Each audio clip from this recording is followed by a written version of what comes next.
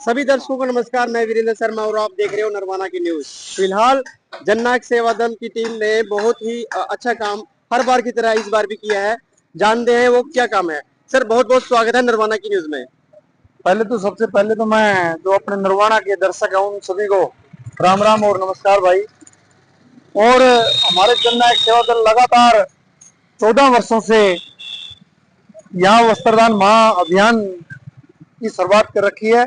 उसमें स्पेशली मैं धन्यवाद भी करूंगा, जैसे पवन जी हैं, उसके बाद हमारे सरपंच साहब हैं, सोनू भाई, मनोज है, किशन है, जो तमाम साथी हैं, और आप जैसे जो हमारे मीडिया के बंधु हैं, उनका मैं स्पेशली धन्यवाद इस बात के लिए करूंगा कि उन्होंने नरवाना की जनता को इतना ज्यादा जागरूक कर दिया कि यहाँ से हमें कहीं से भी कपड़े लेके आने की जरूरत नहीं पड़ती। अपने आप ही लोग स्वयं सेवा करके यहाँ कपड़े दे के जाने का काम करते हैं, और जिनको जरूरत है वो भी यहीं से अपने आप आके कपड़े लेके जाने का काम करते हैं।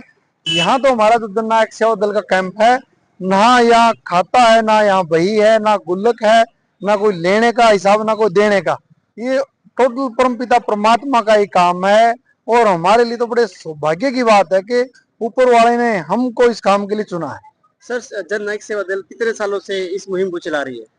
ये शर्मा जी, हमारा 14 साल पहले हमारे नरवाना के कुछ साथियों ने, जैसे मेवा सिंह जी डीपी साहब रहे हैं, वेद फौजी जी हैं, चरणजीत मिर्दा जी हैं, विशाल हैं, डॉक्टर मलिक हैं, डॉक्टर प्रदीप हैं, नास्ता हॉस्पिटल से हैं, शिषपाल गुलाडी जी हैं, तमाम साथियों ने मिलके की इस जगह को चिन्हित करके और 14 साल पहले शुरुआत की थी।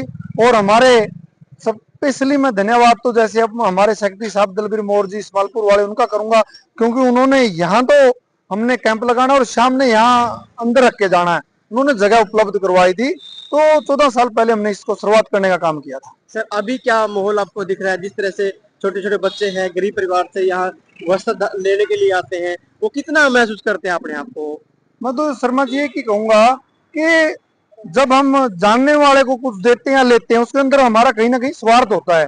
और जो बगैर जान पहचान के बच्चे हैं, जिनकी हमें कोई जानकारी ही नहीं, अभी आपने देखा को कुछ टाइम पहले यहाँ कोई बच्चे जूते डाल रहे थे, कोई बच्चे यहाँ से कपड़े ले रहा था, कोई कोट ले रहा था, जो खुशी के भाव उनके चेहरे पे आते हैं ना, वो मानो कि साक्षात परमपिता परमात्मा के दर्शन होते हैं। एक अंदर से एक पॉजिटिव एनर्जी मिलती है, बस चलो हमने कुछ ऐसा ही कि सामाजिक कार्य तो किया कि इसका कहीं ना कहीं किसी न किसी माध्यम से भला होने लग गया। वासियों का ही कैंप है, हमारा कैंप नहीं है, क्योंकि अगर नरवाना वासी यहाँ कपड़ा दान नहीं करते तो हम आगे कैसे भेजेंगे।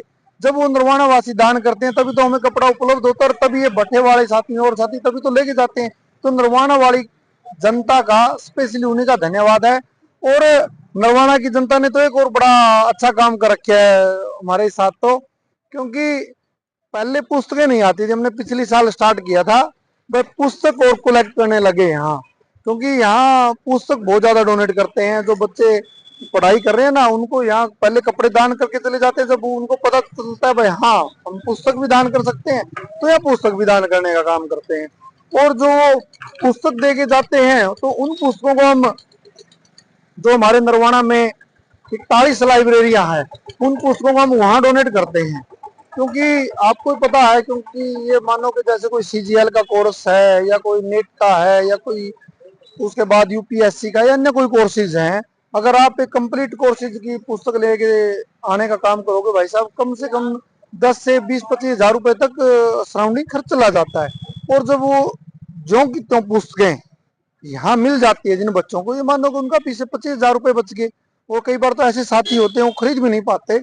तो ये नरवाना की जनता ने काम और स्टार्ट कर दिया, और इसके लिए मैं नरवाना की जनता का स्पेशली धन्यवाद भी देता हूँ और बधाई भी देता हूँ इस नए कार्य के लिए। और लोग क्या क्या यहाँ पे दान कर सकते हैं।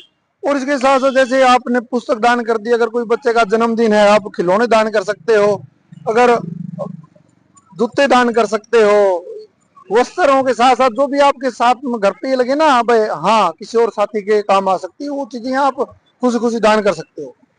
जी शर्मा जी, आपके दर्शकों का पहले तो मैं धन्यवाद करूंगा। आप हमारे जननायक सेवा दल कैंप पे आए। मुख्य तो मैं यही कहूंगा, पिछले 14 सालों से ये निस्वार्थ भाव से ये सेवा जारी है। और इसके साथ साथ दानी सज्जनों की मैं बात करूं तो आम जन की भावना इस कैंप के साथ जुड़ चुकी है और लोग कभी 51 कंबल और कभी 4-4, 5-5 हजार रुपए के नए जूते यहाँ खरीद के दे के जाते हैं और हम लोगों को बड़ा आनंद आता है। और जब उन छोटे छोटे बच्चों के पैरों में वो हम जूते अपने हाथ से पहनाते हैं और इससे बड़ा सौभाग्य मैं अपने टीम का और मैं अपना नहीं मानता। ये हमारे लिए बड़े सौभाग्य की बात है। तो परमपिता परमात्मा से यही प्रार्थना करते हैं कि आम जनमानस इसके लिए सहयोग बनाए रखे और हम निस्वार्थ भाव से ये सेवा निरंतर जारी रखें ताउम्र। ये हमारी आम जनमानस और परमपिता परमात्मा प्रार्थना है। नेहरू पार्क ही क्यों चुना सर? नेहरू पार्क तो भाई साहब इसलिए क्योंकि ये हमारे शहर के मध्य में स्थित है। एक बस स्टैंड से लेके और मार्केट में जो आदमी यहाँ से जाता है वो इस कैंप पे रुक के जरूर जाता है और बड़े भाव से पूछता है कि आप क्या कर रहे हो। हम उनको बताने का काम करते हैं और जैसा भी हमसे बन पाता है हम चाय पिलाते हैं, उनको आराम से बिठा के विस्तार से बताने का काम करते हैं। और वो लोग वही लोग जो यहाँ पूछते हैं वही अगले दिन या 5-4 दिन के बाद वो कपड़े दान करके जाते हैं और जिससे गरीब आदमी लेके जाता है और इसी तरह ये सेवा चली। महादान का यही उद्देश्य है हमारा कि कोई भी जरूरतमंद बगैर कपड़े के ना रहे। उसको सर्दियों में हमारी 100 दिन की ये सेवा सर्दियों में होती है। ये समय इसीलिए चुना है कि आम जरूरतमंद को सर्दियों में ज्यादा कपड़े की जरूरत पड़ती है। तो महादान इसलिए बोला गया है किसी का तन बगैर कपड़े के ना रहे। तो इसलिए हम निस्वार्थ भाव से सभी हमारे साथी मिलके ये सेवा चलाते हैं। तो आपके माध्यम से लोगों से यही प्रार्थना करते हैं कि ज्यादा से ज्यादा यहाँ दे के जाएं और उससे लोगों की जरूरत पूरी होती रहे। धन्यवाद सर। सर जहाँ देवालय वहाँ पुस्तकालय मुहिम क्या है? जहाँ देवालय वहाँ पुस्तकालय ये वो मुहिम है जो आने वाले समय में समाज की दिशा और दशा बदलने का काम करेगी। क्योंकि जो हमारे पुराने महाभारत कार्यकाल के दौरान, उसके बाद रामायण और उस दौरान क्या था, गुरुकुलीय शिक्षा थी। वहाँ संस्कार दिए जाते थे और वहीं पढ़ाई होती थी बच्चों की। और दोबारा से हमने उसी पैटर्न पे लेके आने की जरूरत है समाज को। क्योंकि धर्म और शिक्षा जब तक एक साथ जुड़ के नहीं चलेंगे तब तक समाज का भला नहीं हो सकता।